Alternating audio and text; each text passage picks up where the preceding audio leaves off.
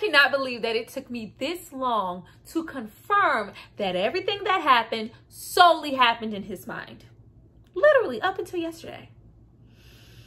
I need to return some videotapes.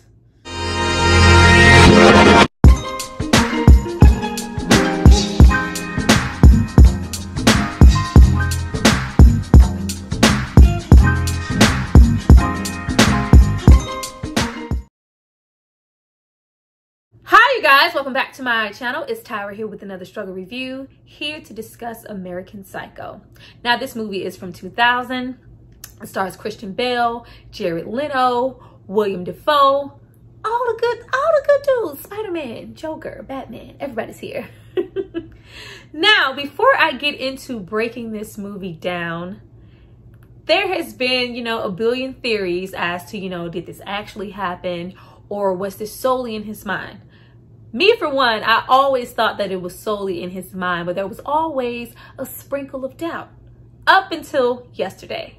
Before I get into breaking down this movie so y'all can understand with me, it was all up here. I need you guys to drop down and subscribe to my channel and like this video. I'm going to give you guys a moment to do that, and then we're going to come back and discuss all things. I want to break your fucking skull. What? Oh, God.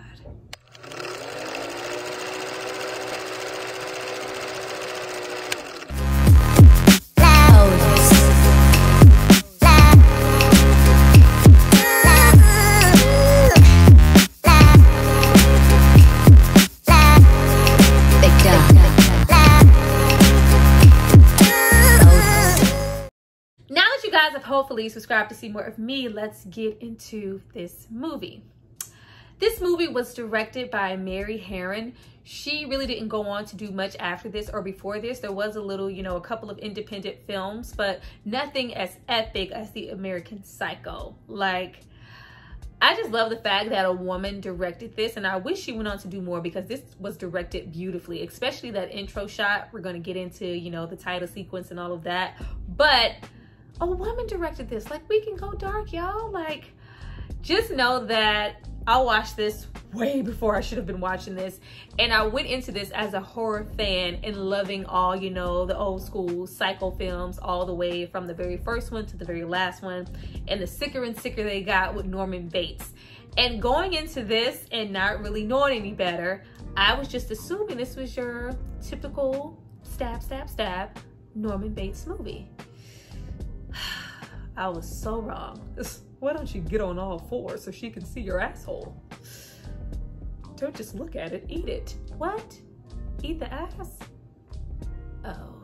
Getting into the movie, we open with that bloody red, dripping, clean lines, that title sequence. It looks really good. I love the direction here. And I love that it opens up to that decadent plate of food. We immediately start off with what this whole film is about, class, status, decadence, 80s, the rich, this plate of food that might cost $1 billion, and we are introduced to Christian Bale as Patrick Bateman. Oh my goodness.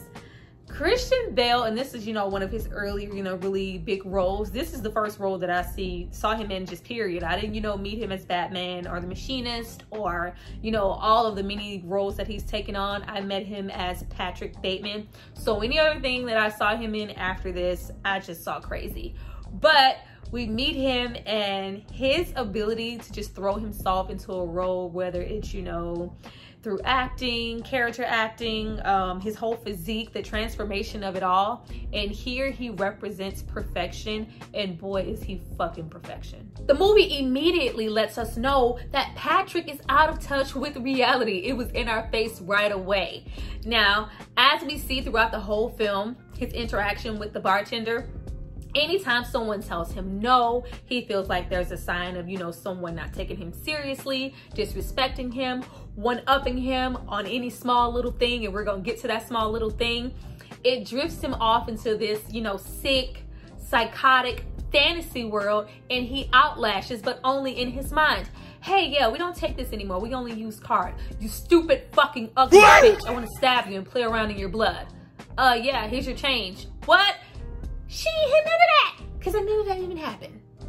Now, getting into Patrick and the psycho of it all, I love that home sequence where we get, you know, all those nice white clean lines and all the perfection that's in his home, his, you know, body routine, his care, his face routine, and we get into, you know, all the daily exercise. Like, he prides himself on being perfect. Like, I need to be perfection or it's not fucking Patrick. And even that, you know, that perfect thing that lets us know, like, he's all the way off his rocker when he pulls off the, you know, the pill mask, and it's just, you know, I'm simply not there. He was never there. He wanted so much to just be anything other than what everybody else was. Like, I'm just so sick. He was just so fucking sick of being engrossed in the yuppie 80s excess cult culture that all he could do was drift off and fantasize into, you know, what would it be like if I could be somebody else and, you know, act on impulse and do some of the sick shit that happens in my mind. Now, with this strong 80s, yuppie, excess, financially, you know, wealthy culture being all up and through this film, there is such a big statement being made here about classism and, you know, who's here and how people are treated throughout this whole film. For one, we have our main character, Patrick, here, who is clearly disgusted with everybody in his circle, from, you know, the girlfriend, the co-workers, all of that. He literally hates these people. He is so disgusted. His facial expression and his mannerisms throughout the whole film just scream, get me the hell out of here. I hate it here. But we still manage to hang out with these people. We run in the same circles. We sleep and cheat with the same people. We make reservations and, you know, one up each other and go to the same restaurants, the same. And I hate it. I'm so bored out of my fucking mind. But I'm still gonna, you know, respect these people, even if, you know, they belittle me a little bit, or when I talk, they don't even listen to me and act like I'm a fucking bore, which he was. Patrick was boring as fuck. But I'm still going to obtain these friendships and run in this circle because I'm expected to. We're in the same class group. But anybody else, high-key my secretary, you know, homeless people, models, anybody I feel like maybe, you know, a little bit out of my tax bracket and beneath me, I'm going to belittle them, disrespect them, and probably kill them. Now, after we have, you know, much more excess, materialism, and nasty ass food in Patrick's girlfriend, that taxi ride with Patrick's girlfriend, Reese Witherspoon, opened up a whole new garage of shit for me. As many times as I had seen this film, I did not know that Patrick's father owned that whole company and he was only working because he felt like it and he wanted to fit in, and he wasn't actually doing anything in his office all fucking day. Now, clear as day, we can see that he's not doing anything, but just to know that he had that option and it was just kind of like a mock office, a mock secretary, I was like, oh. I love how they create, you know, distrust within the friend circle. You know, we have the friend who's far gone, always on some pills, who, you know, Patrick is sleeping with, but in turn, you know, she's with Lewis. She's about to marry Lewis and he's, you know, closeted. And we also have his other coworker, this other, you know, best friend who's, you know, sleeping with his girlfriend. It's just a whole circle of distrust and somewhere that Patrick obviously doesn't want to be. That's why he's always going on and on about class and music. We're gonna get into that music and those headphones because those are very fucking important here. But at this point, we get into stupid fucking bitchy. Stupid fucking bitchy. Do you understand that? Stupid fucking bitchy.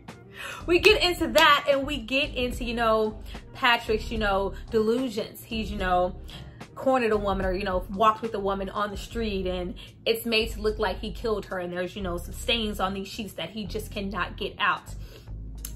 There was, you know, never any real stains there. This, of course, is, you know, what Patrick wants to do. Prior to that, we have him, you know, kind of at the dinner table with his group of friends. And as normal, when he's feeling, you know, unheard, there's always a sense and urgency for him to want somebody to, you know, engage with him. He, you know, asks multiple people throughout this film, hey, ask me a question. Ask me about me. You want to know about me? No, Patrick, they don't, honey, because all of y'all the same. But, you know, he's felt smited and he, you know, has killed this woman that he was walking with on the street. And it's just, you know, these big stains that he just can't get out of his sheets. there were no stains. But I love that we have, you know, a woman coming in. We have all, you know, these women surrounded Patrick, you know, the girlfriend, the secretary, you know, bystanders, just people in general, women in clubs who continue to talk to Patrick, throw themselves at Patrick when he looks and acts like a fucking psycho.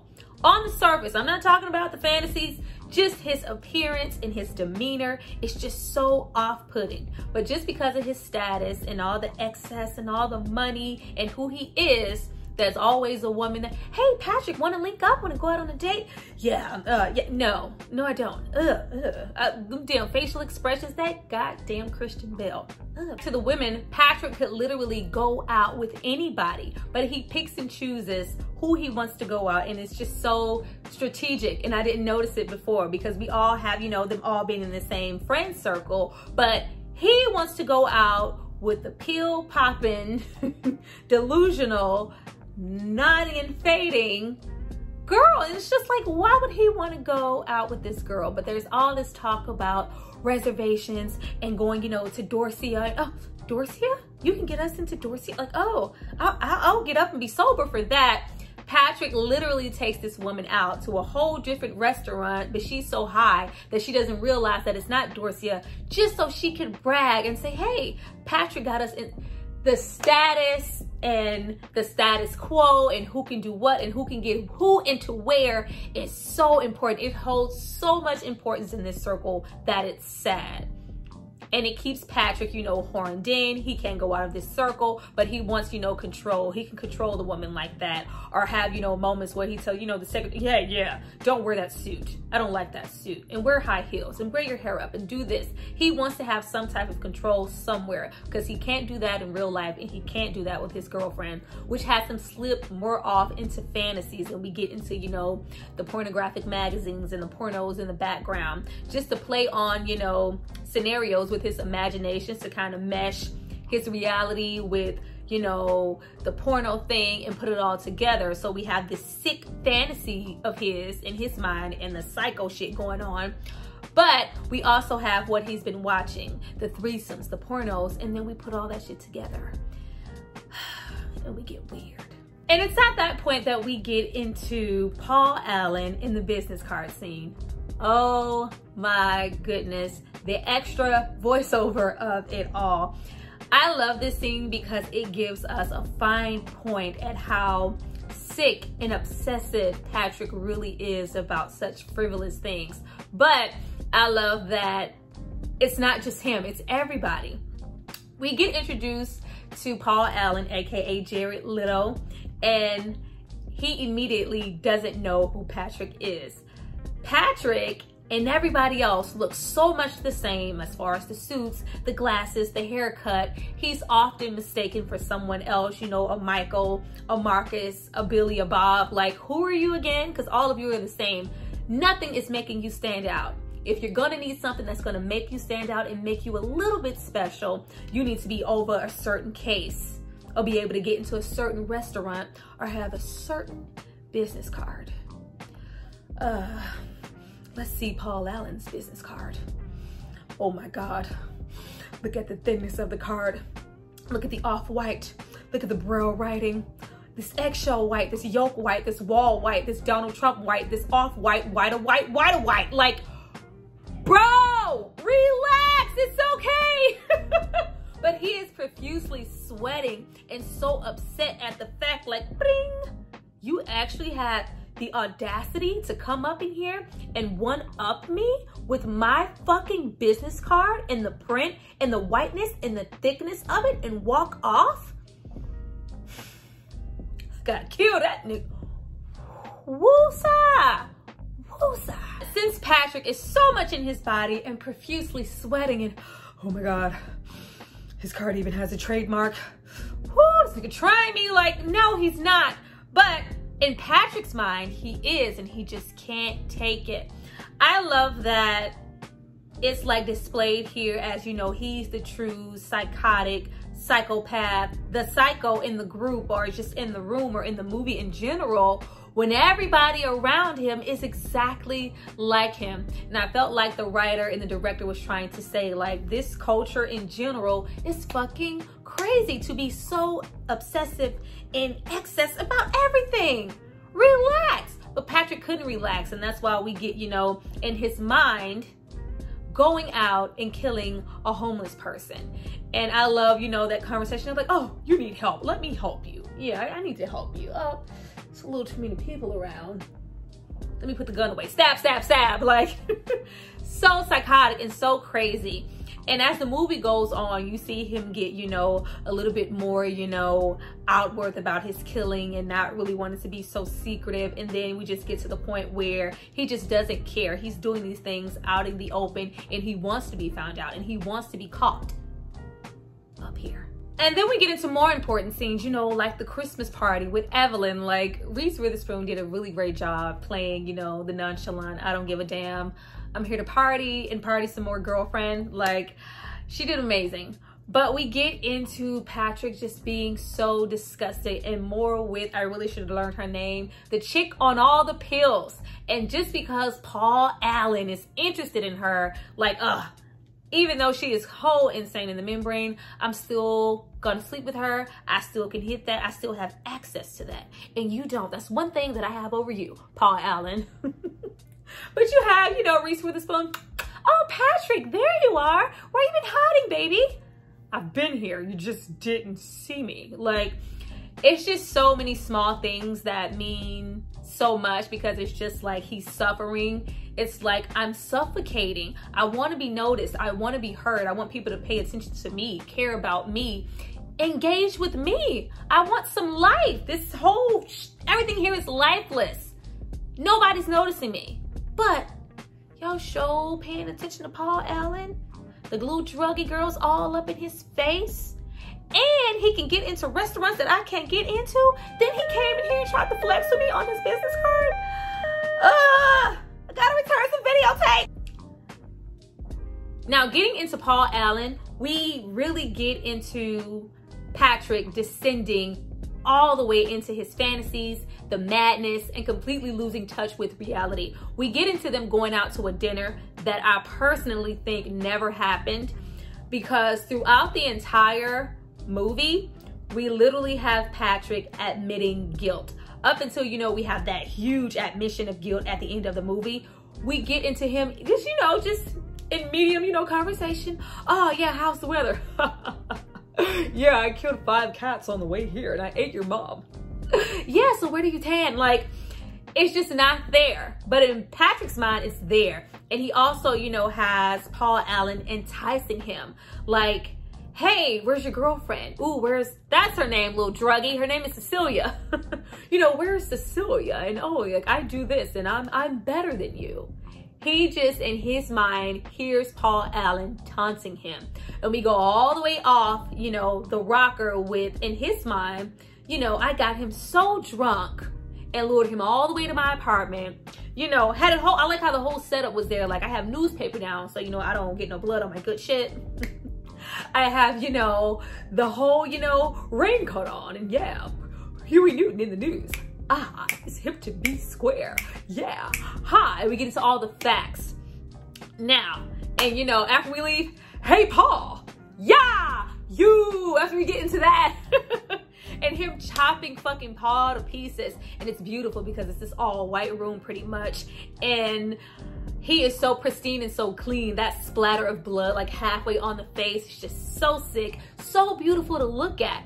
But more than that, at these points is when I get into the connections of his music obsession and him dropping, you know, facts about that artist, in turn with him torturing or killing someone or just going off into flights of fantasy. I think anytime we had him listening to music, putting on music and, you know, doing some sick act with someone or killing someone, he was in his office. I think at those moments he was in his office. When we have, you know, little moments of him kind of coming to and him listening to music in the office. There are multiple times here, multiple shots with him ignoring people, having on his headphones, just tuning people out, and really loving music, enriching himself in the artist, and knowing facts about the artist, and also drawing. We have a whole moment, you know, and I'm jumping, well, whatever, when we get to the end, and you know, the secretary notices all the sick shit that he's been drawing in his book. Every time we had him do a sick act in this movie, he was in that office listening to music and going off into this fantasy and drawing what he would like to do to someone in his mind in that book, but never happened. Tell me it happened. Even when we leave that scene and we literally have him wrapping up Paul's body, dragging him down the hall in the lobby with a whole trail of blood, none of that shit ever happened. But it's happening in his mind. And we even throw in, you know, him being so sick of, you know, the excess and his friends and his circle. We have Louis outside with the girl who can, you know, only thing he can think to say is, you know, oh my God, where'd you get that overnight bag? It's gorgeous. Jean Paul Cartier. Like, it's just all excess and all labels and name brands. And, you know, huh, Patrick, is that you? No, it's not me. You're mistaken. Like, it's in his mind. And it's so much in his mind that, you know, we even go to Paul Allen's place and he's so obsessed with Paul Allen. And, you know, oh my God, I just killed someone. But his apartment overlooks the park. And it's clearly more expensive than mine. Like, the obsession was real. And you even have him do the fake voice and try to leave the little thing on the answering machine to make it look like, oh yeah, he just went on a little trip. Oh yeah, it's Paul Allen. Hasta la vista, baby. Like, in his mind, when would any of that shit actually work or happen in real life? And then that scene really confirms for me that everything was happening in his mind and he was listening to music with those headphones in his office. Because immediately after we make it look like Paul Allen took a little trip, we cut to him in the office with those headphones on, listening to Lady in Red. That shit never happened. But other than that, we get, you know, a really cool performance from William Dafoe. William Dafoe is always fun. You know, he has a really great, creepy Joker face. He has a great face. Everybody here would have made a bomb Joker. Like, he has a really great face, but he's here in Patrick's mind, you know, as this detective coming to, like, you know how sick and psychotic you have to be to make up this big of a scenario in your mind. Not only did you kill someone, cover up the body, but you have a detective here coming in and asking him questions. And then you know it's off because William Dafoe is the detective, but he doesn't really act like a real detective would. He, like, you know, it's clearly in Patrick's mind that, you know, I'm a suspect. I have to, you know, defend myself and protect and make up scenarios and make up lies. But in turn, you have William Dafoe asking questions and Patrick giving just the dumbest answers to these questions, you know, all the answers that you would give to incriminate yourself. Like, he just knows way too much about Paul Allen than anybody should ever know. And he's just really cool. Like, all right, we'll make reservations and I'll call you later. Like, what detective does that? Nobody, because it was up here. He was crazy. Now we have Patrick feeling almost caught by the detective up here. And you know it's wrong because he doesn't act like, you know, any frightened, incriminated person would. No, we have Patrick slip all the way into more fantasy revolving all around Paul Allen. We not only have him, you know, continuing with the workout and the perfection, but we have him watching Texas Chainsaw Massacre in the background. We're gonna get into that chainsaw. And they had, oh, I just couldn't believe, like, I really thought this might have happened. And Patrick goes to pick a hoe up on the stroll, a whole prostitute, and she's standing there in a dark street without a single soul anywhere. There are so many situations that are, you know, really surreal, but you don't notice it at first because it's so convincing, especially with Patrick acting the way that he does and delivering, you know, like he would, like, hey, I want to get this prostitute. I'm going to offer her, you know, an insane amount of money. She's going to come. I'm going to get an escort. Like, this is what they do. Nah, let me not say that. This is what some of them do, especially in the 80s. Like, there was, you know, no off button. Like, if I want it, I can get it. And right now, I want a prostitute, you know, from a dark street, nobody else around. It was just so much freedom. And I love how, you know, we have this whole limo going everywhere with Patrick, but we never get to see the driver. The mind didn't go that far. Like, he didn't make up that part. This was all in his freaking head. But we get into, you know, more all the 80s hits were here. We get into all the studio. And we get into the freaking prostitute and the escort and that whole thing. And, you know, Patrick hitting that ass, doing a Dougie, completely engrossed and self-obsessed, wants so much for someone to hear him out because no one around him does. No one around him cares. I can talk about the frivolous shit that I care about. I can talk about, you know, everything I know about the artists and the music and the economy and the rich and what we should be doing as a people. And oh yeah, I can also tell them, you know, hey, go over there, get naked and dance while I record you. Like, I can have all control. I can live out my full fucking fantasies in my head.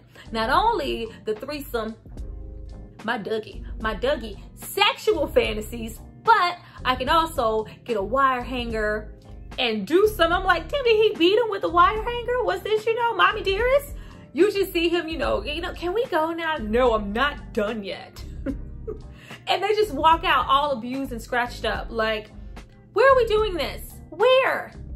Besides the sight, these are all the things that a sick, perverted, psychotic, frantic ass yuppie would want to do in his mind. Patrick in his mind wanted to be, you know, the Ted Bundy, the Jeffrey Dahmer, the Charlie Manson. He wanted to be up there. He wanted to be different. Kind of sick different, but different. But you weren't. You were just Patrick, working in the office like everybody else. You know, our, you know, pill popping friend was blonde, and we wanted, you know, we want to do some of these things to them. We want to, you know, lash out at them. We want to control them and direct them. But I can't do that. But I can do that shit with this blonde in my fantasy hitting a Dougie. But we get into, you know, some scenes that I do think were real moments where Patrick is detached from reality, but no one notices in his friends group because nobody cares. Nobody freaking cares about Patrick. It's all about money. You have him, you know, them all the time, you know, with their reservations, having round circles and smoking cigars and drinking, at which, you know, we have all this, you know, frivolous ass conversation, but you have Patrick on the outs, you know, woo, a part of me, you know, wants to be really sweet to her and take her out on a date, but then the other part of me wonders what her head would look like on a fucking stick. Woo! Anybody? No, nothing. And then we jump right back into the fantasy because Lewis has the nerve to come in with his nice business card with gold writing on it. Oh, it's very nice, Lewis. Nice. But everybody else thinks it's nice. Probably fuming inside also, but Patrick takes it a step further. It's like, oh, not you, Lewis. You had to come in here and try to Paul Allen me with your fucking business card. Now I gotta kill you. But wait, there's more. He goes in, you know, it's all serious, putting on those goddamn gloves, gets right about here up to Lewis's neck, and it's just here, and then it's like, Patrick, I've waited for this moment for so long. I want you too. Like, the look on Patrick's face and the disgust that he has, just like, oh, I didn't sign up for all this shit. I was coming here to kill your ass. I don't want you. It's like, oh, Patrick, I want you. Where are you going? I've got to return some videotapes. And I love how we continue to slip in and out of reality. We also have Patrick meet yet again with the detective in his office, of course, and boom, he just happens to have, you know, Huey Newton in the News CD. Like, yeah, I bought it on the corner. Like, oh my God. He knows he came up here with the exact CD that I was listening to when I killed Paul Allen. Yeah, because detectives do that, right? Detectives inquire you and ask you questions and make you a whole suspect. But then, you know, just make reservations and say, I'll see you later. In Patrick's mind. But I love how at moments I do believe, you know, we jump into Patrick's reality because we have, you know, Chelsea, the pill popper, the out of it, you know, the, oh, I just want a child, one little child. Oh, are we at Dorcia? This is Dorcia. We get to her ass and you just see them, you know, engrossing the whole sex, having sex with the clothes on. We leave that and you have her completely gone and pretty much telling Patrick out of her mouth, you know, if I don't see you by, you know, next spring and, you know, me marrying Lewis, you know, just know I cared about you. You know, she keeps, you know, she's reaching out like, Patrick, can I talk to you? You can tell that she's probably just as done, you know, with the excess of the 80s and the materialism as Patrick is. And she's reaching out for him and wanting to talk like, hey, I need help. I need to talk to someone just as much as you probably do because I'm about to, you know, myself. And Patrick's like, yeah, see you later. Now, after we leave another club and more excess, we get into Jean, the secretary, in a scene that I do actually think is real. Now, with the club and those scenes and Patrick, you know, meeting a model in which, you know, we see him, you know, swirling her hair in the next scene, you know, as to make us believe that he killed her. I don't think that actually happened, but I do think that his encounter with his secretary happened, and let me tell you why. So, of course, we have, everybody wants to go to Dorcia. Jean wants to go to Dorcia. And of course he can't get into Dorcia, so it's just like, we're all booked. Yeah, we'll be there. Like, yeah, you didn't leave a name. They know me. Like, I think all of that was real, but as far as her, you know, really coming to, you know, the place and everything, I think Jean really did, you know, link up with Patrick and hang out, maybe go to his place. Now, the whole scene, you know, with the head in the refrigerator, of course, I don't think that was real, but just her being in his presence and, you know, him having the nail gun, maybe about to kill her, and just really, just not being able to restrain himself. I don't think it, you know, it went, maybe didn't go that far, but I do think he may have, you know, been in the presence or some type of scenario in his home with her. And of course we have, you know, Evelyn call. And it's just like, it's a wake-up call. So, yeah, hey, I can't kill her. I need you to leave. I'm maybe gonna, you know, do something that I, you know, can't take back. I don't want you to get hurt. I feel like maybe that was real and really Patrick really considering, you know, something's wrong with me. All the things that I'm fantasizing about, all the things that I'm drawing, everything that's happening in my mind, I'm having an urge to want to do something to her.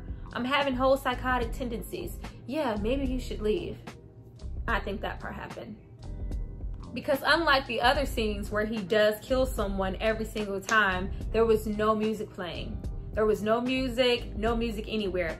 Anytime we pretty much have him kill someone, there is music, there's talk of music, he's talking about the artist. That didn't happen in that scene with Jean, so I really do think that that part took place. But after we have, you know, another encounter with William Dafoe and him just feeling like, oh my God, he's getting closer and closer. He doesn't believe, you know, that Paul went on a trip. He actually thinks someone hurt him. I'm feeling smited and feeling small again as Patrick Bateman. Let me go on a flight of fancy and pick up that same prostitute in the dark, standing on the street corner alone, and have her get back in the car after I beat her up. Because, you know, this is what happens. This is, you know, one of the major scenes that people remember the movie for and go back to. I do, with my sick self. It's just so crazy. Like, clearly this scene is, you know, unreal, and it just goes to show, you know, just how far Patrick was slipping off, because instead of, you know, getting an escort, this time in his mind, it's a friend. And it's, you know, someone he knows. It's like he's getting closer and closer to, you know, acting out the situation in real life, because he's just so like, he's there. He is there in his mind. But you have him, you know, put something in their drink, and, you know, everybody gets frisky, and it's a whole threesome taking place, at which we have him become a whole cannibal.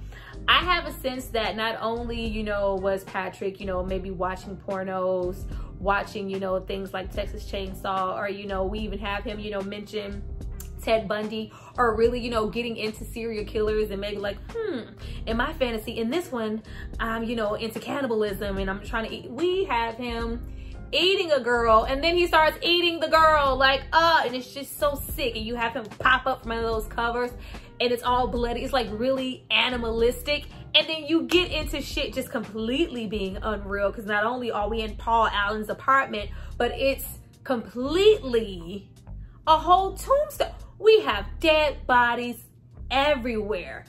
In real life, that would have smelled like, how? We have these two ladies, it was in his mind, y'all. And we go on this whole, you know, chase, and there's, you know, she's falling and there's dead bodies and she's trying to, you know, kick him off and, you stupid bitch, not my face, you fucking stupid piece of trash bitch. I swear, when white yuppie people get to cursing, stabbing heart. But you have, you know, all of that going on, and at which we get more proof that this is not happening. She's banging on doors. There's all this shit, you know, going on, all this loudness.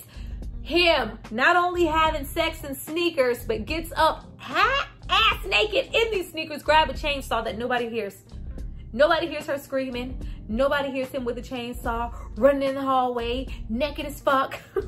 Such a great scene, such a great scene. And you have him just, you know, sick, just disgusted. And he's going, chasing her down. Like, bitch, I'm gonna get you. Because I have supreme accuracy and I can drop a chainsaw down on a woman and hit her with precision enough to kill her all the way up from whatever floor. And I'm going and I'm gonna get her and wow. Ah! Does that happen, right? Now, getting into the very ending of the movie, we just have Patrick completely lose it. I love that the further we see him descend into his fantasies and the madness of it all, we see his, you know, appearance kind of disheveled and he's sweating and his hair is a mess and he's just losing touch with reality and no one's noticing. Like, it's like he's crying for help, at which, you know, we leave the that, you know, chainsaw scene and we phase right out into him literally drawing a blooded, you know, gutted, chainsawed woman on the table in front of his girlfriend, and she doesn't notice. And he's just, you know, I don't think this is gonna work. And she's like, yeah, whatever, babe. My friends are your friends. Like, we should really get married. Yeah, I'm trying to break up with you. I'm detached from reality. I have I have psychological issues, girl. Hello. Oh yeah, look at that watch. Oh, like, it's just all about the material stuff. And she makes a whole scene, a Legally Blonde Reese Witherspoon scene, and it is just done. At which we get into the craziness of it all and the confirmation that everything is in Patrick's mind. We go to an ATM that says, hey, feed me a stray cat. Like, not only does he try to, you know, feed it the stray cat, he's about to shoot the stray cat, turns and shoots an old woman. And he goes on a whole serial kill, like a spree of just killing people, person after person after person. We even have him, you know, whole explosion. And we even have Patrick look at the gun like, damn, what? I didn't know I had a Uzi. Like, it's up here. This man was crazy. We have him, you know, going into, you know, a little apartment buildings, and the little man at the door, pop, goes around the little spinning door, pop, pop, forgot one. Like, he is just killing person after person, at which he goes right out in his office, because everything's happening in that office, and he has that really great, you know, whole full-blown admission of guilt, and leaves that message on his lawyer's phone. It's just like, oh, I killed 5 people, 10 people, 20 people, maybe 40 people. I don't know. I've just been killing people. And there's a couple of bodies in the river, a couple of bodies, you know, in Hell's Kitchen. And I killed Paul Allen. I killed Paul Allen. And yeah, I did. Like, he's just going, I need help. Yeah, I guess I'm a sick guy. Yeah, like, he is just like, somebody help me. Somebody stop me. I'm on this whole killing spree. In my mind, crazy. But that is what this life and everything has done to this man. We get into him, you know, pretty much getting ready to, you know, get his suit on the next day, because he's made reservations with his lawyer and left this all too real message in his office. because he had this whole fantasy play out in his head, in his office, and it got a little too real, and he couldn't separate what was real and what was in his head anymore. So he left that damn message. Y'all, he leaves a message at which, you know, we do have everybody meet him all at the restaurant and the whole thing, and him just prepping like, I'm about to go down. Let me, you know, go and go check on, you know, all these bodies I have piled up. Full blown, freshly painted, brand new, you know, apartment. The realtor's like, yeah, are you my 4 o'clock? If not, you need to get out. And he's just like, you know, where the hell are the bodies? He has, you know, the facial mask on, all prepared to go. Like, yeah, that might have been, you know, Paul Allen's apartment. But did you actually go in and kill anybody and have sex with women and do all that? No, you didn't. There was nothing ever there, Patrick. Now he's just lost it. And he calls, you know, the secretary. And oh my God, why are you so fucking serious? Oh God, relax. Oh, man, okay. Woo! Like, what? Crazy. You have all of that going on. Of course, at that moment, still had those headphones on, but he snatches all the headphones, all of that off. Like, no, I've killed these people and can't nobody tell me otherwise. I did it. Me. I told you I did it. Now, with the secretary just feeling like, you know, something's wrong with Patrick, she goes and confirms what I thought already. She goes into his office and starts flipping through, you know, everything that he's supposed to be doing, the work he's supposed to be doing while he's in the office. All it is lunch and reservations and all of these women in different, you know, sexual scenarios and all this sick, perverse, all these deaths, just like, it really, you know, confirms, you know, there's something wrong with Patrick. And then now getting into the very ending of the movie, we just have Patrick completely lose it. I love that the further we see him descend into his fantasies and the madness of it all, we see his, you know, appearance kind of disheveled, and he's sweating and his hair is a mess, and he's just losing touch with reality, and no one's noticing. Like, it's like he's crying for help, at which, you know, we leave the that, you know, chainsaw scene, and we phase right out into him literally drawing a blooded, you know, gutted, chainsawed woman on the table in front of his girlfriend, and she doesn't notice. And he's just, you know, I don't think this is gonna work. And she's like, yeah, whatever, babe. My friends are your friends. Like, we should really get married. Yeah, I'm trying to break up with you. I'm detached from reality. I have you know, I have psychological issues, girl. Hello. Oh yeah, look at that watch. Oh, like, it's just all about the material stuff. And she makes a whole scene, a Legally Blonde, Reese Witherspoon scene, and it is just done. At which we get into the craziness of it all and the confirmation that everything is in Patrick's mind. We go to an ATM that says, hey, feed me a stray cat. Like, not only does he try to, you know, feed it the stray cat, he's about to shoot the stray cat, turns and shoots an old woman. And he goes on a whole serial kill, like a spree of just killing people, person after person after person. We even have him, you know, we get into that very last scene of him at the restaurant and just, you know, with the lawyer who is just not taking him serious. And it's just like, I did it, so what? No, stop, you fucking idiot. I'm telling you, I did it. I killed him. I killed Paul Allen. I killed Paul Allen. And I liked it. Yeah, bro, you didn't kill nobody, because I just had dinner with Paul Allen 10 days ago. And it's just like such a detachment, just like, what the hell? Did I actually kill? He just leaves it alone, and you know, we have him just go and sit down and join his circle of friends yet again.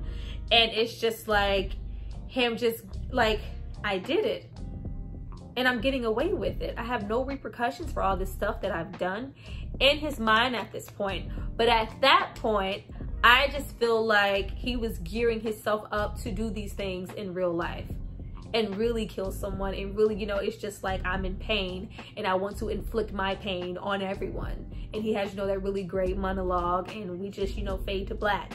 I feel like we were, you know, the movie was prepping us for Patrick, you know, Bateman 2.0. Like, he was just about to pop off and really commit to doing some of these things that are, you know, in his sick fantasies. I think that's what was going on here. I think that he was suffering so much from all the excess and all the materialism and all the yuppiness, all the 80s, all the friends and the fiancés and just the of it all. And it was just too much. And he started to lose his fucking mind. Watch out. Well, you guys, that was my breakdown for American Psycho. Hopefully it made sense. I really tried really hard to break this down for you guys the best that I could, because honey, I was like, did it happen? It happened. No, it didn't. Well, that happened. Like, I was going through the motions, but I really settled on what I felt like happened in the story. If you have a different idea for what happened, what did and didn't happen, and what was really going on with Patrick, drop down and say that. I am terribly interested to know how everybody feels and, you know, the different depictions and different takeaways that people got from this movie. I see you guys next time. Thank you for watching this video. Please like, subscribe, and share. Bye.